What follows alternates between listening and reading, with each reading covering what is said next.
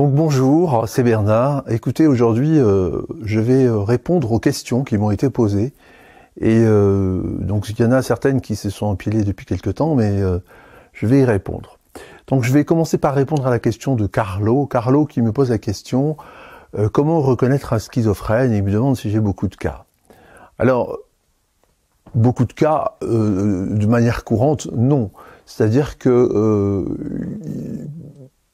dans le courant habituel des, je dirais, de mes activités, assez peu en fait. Mais par contre, pendant une période, j'ai spécifiquement travaillé sur cette question. Hein. J'ai eu beaucoup de cas, par contre, pendant environ 8 ans. Parce que je me suis intéressé aux alternatives à la psychiatrie, et en particulier à quels étaient les moyens de traiter les cas de psychose avérés.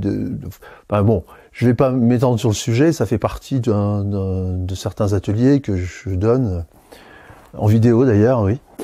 Et voilà. Donc, alors, d'abord, schizophrène, si vous voulez, c'est un diagnostic de psychopathologie. Or, aujourd'hui, on sait, et pas que au sein des hypnothérapeutes, mais y compris dans la sphère médicale, que la psychopathologie, bon, c'est pas très fiable, quoi, et que le diagnostic psychopatho, c'est vraiment une suite d'opinions. Qu'est-ce que c'est qu'une personne qui est diagnostiquée schizophrène d'une manière générale? C'est essentiellement, pourquoi on appelle schizophrène? Parce qu'on dit qu'elle est dissociée, mais elle est dissociée de quoi? Elle n'est pas dissociée en elle-même, elle est dissociée de la réalité dans laquelle le reste de la société évolue. Donc en fait, c'est ça. C'est-à-dire que c'est quelqu'un qui ne partage pas la même réalité que son milieu social.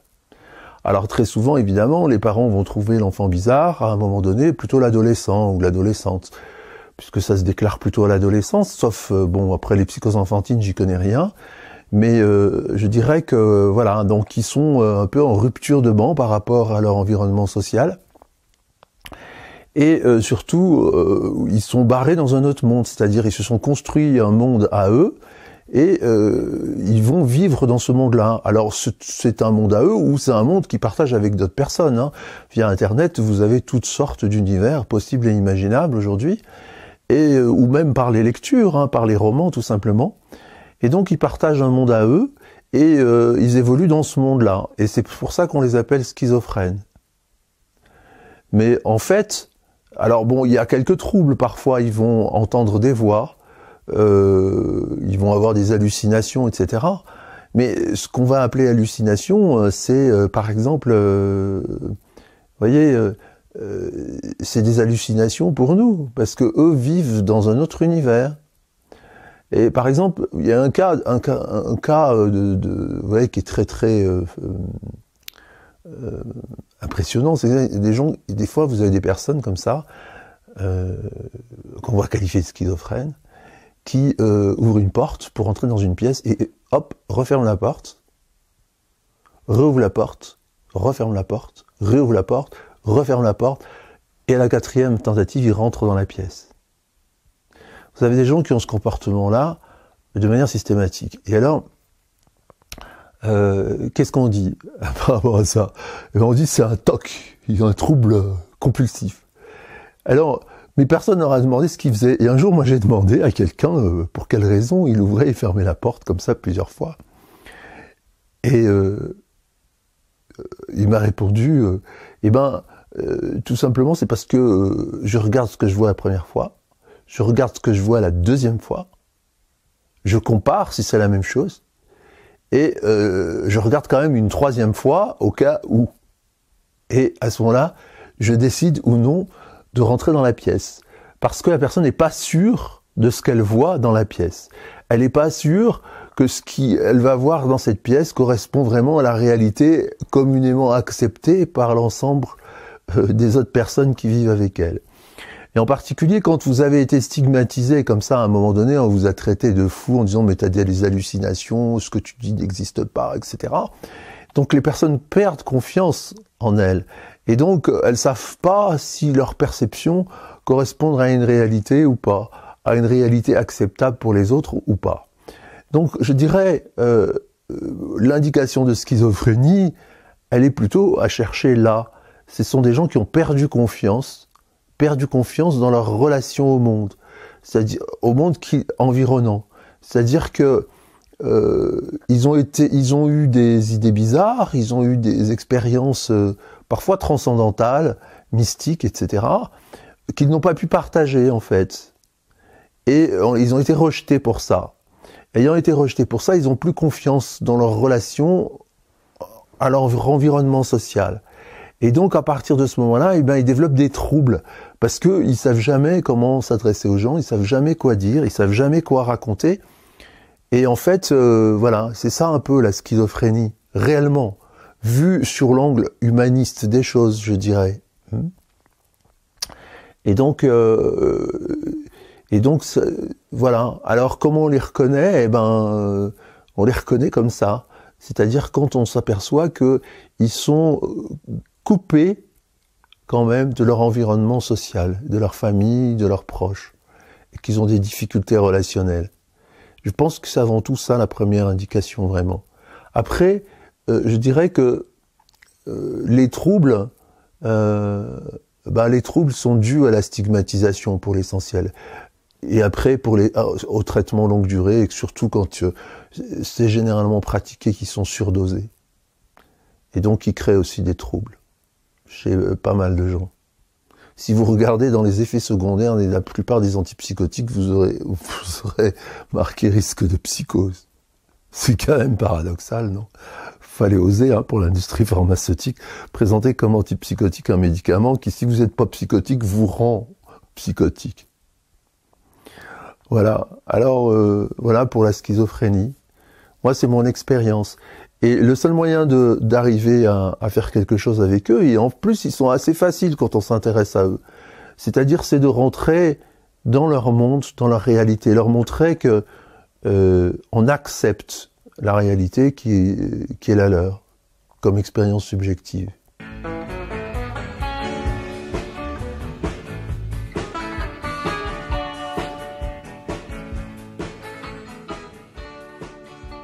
Il y avait aussi Sylviane qui me demandait comment sait-on que notre système de croyance est adapté ou pas. Ah, vaste question. Sylviane traverse un doute apparemment. Si vous voulez, le système de croyance, c'est une chose, mais on peut penser que le système de croyance, en fait, il est lié à il est la conséquence plutôt, ou le produit, en fait, du système de valeurs. C'est les valeurs qui sont le plus importantes. Parce qu'en fonction de vos valeurs, vous allez développer des sortes de règles de vie. Et ce sont ces règles de vie qui se transforment en croyances. Ce qui est important, ce sont vos valeurs. Et en particulier, leur hiérarchie. Je sais que c'est un vilain mot, et qu'aujourd'hui, on n'accepte pas beaucoup ce mot, mais nos valeurs, elles sont hiérarchisées. Vous voyez, très hiérarchisé, même si on le refuse. Beaucoup de gens refusent que leurs valeurs soient hiérarchisées. Ils vont dire non, j'ai des valeurs, voilà, mais elles ont toutes la même importance. C'est complètement faux en fait. Elles savent pas que leurs valeurs sont hiérarchisées. Il faut parfois les pousser dans un retranchement pour qu'elles s'en rendent compte. J'ai une anecdote comme ça. C'est une personne qui était proche de moi à un moment donné, et elle me disait, mais qu'est-ce que tu fais? Et je lui dis, je travaille sur des valeurs. Et elle me dit, tu peux pas nous faire quelque chose? Et je lui dis, oui, si tu veux.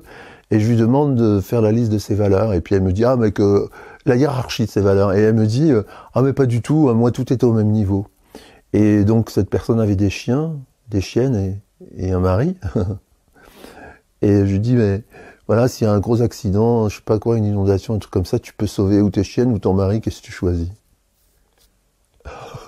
Elle m'a dit mon mari, après être passé par toutes les couleurs de l'arc-en-ciel. Ça lui a énormément coûté, mais effectivement, il y a toujours une hiérarchie de valeurs. Son mari, Dieu merci pour lui, il passait avant ses chiennes. Voilà. Donc, quelque part, je pense que très souvent, si on s'interroge sur son système de croyance, on se dit, oulala, est-ce qu'il est adapté, est-ce qu'il n'est pas adapté? À la base, c'est qu'il peut y avoir des croyances conflictuelles, d'accord? Et s'il y a des croyances conflictuelles, c'est que très souvent, il y a des valeurs mal hiérarchisées, où les valeurs sont considérées comme étant au même niveau, alors que entre deux valeurs, il faut savoir laquelle est la plus importante. C'est impératif, à mon avis. Enfin bon, chacun fait comme il veut. Hein.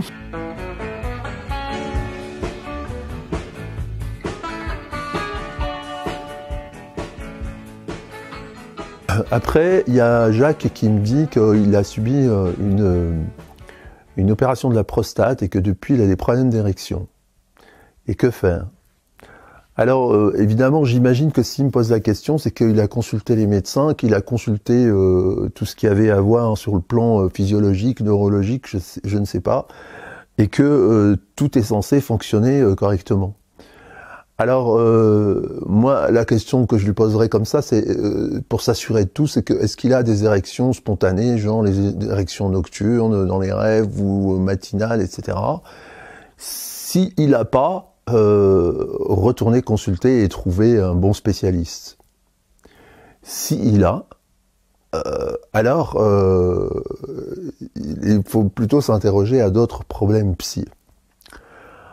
Alors, bizarrement, je vais un peu faire la même réponse qu'avec Sylviane, parce que, en tout cas dans mon expérience,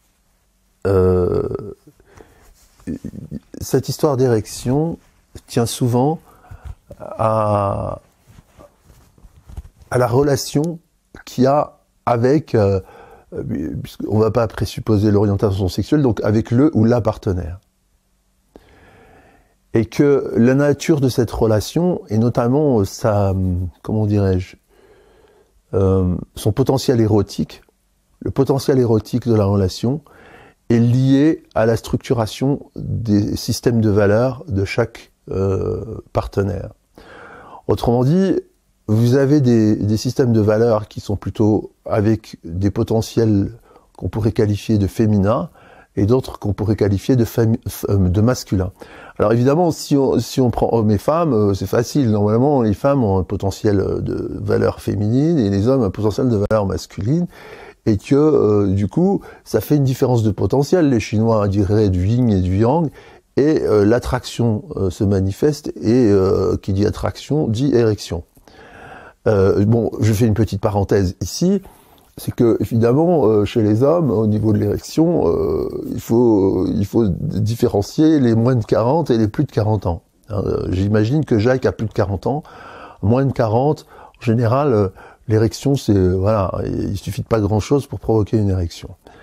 Mais plus semble-t-il, hein, plus on va en âge, plus l'érection suppose qu'il y ait véritablement une attraction très forte entre les partenaires, et que cette attraction, elle est liée voilà, enfin, dans mon esprit, à cette différence de potentiel entre le masculin et le féminin. Quel que soit le rôle joué d'ailleurs, hein, je dirais, puisqu'on peut voir des choses qui se jouent à l'envers, on peut trouver des relations où le potentiel masculin est chez la partenaire féminine et le potentiel féminin chez le partenaire masculin. Donc ça arrive. Et voilà. Donc moi je dirais, ça serait bon, là c'est un travail un peu particulier, mais ça serait peut-être faire la liste des valeurs, voir leur hiérarchie et comparer avec celle de la partenaire.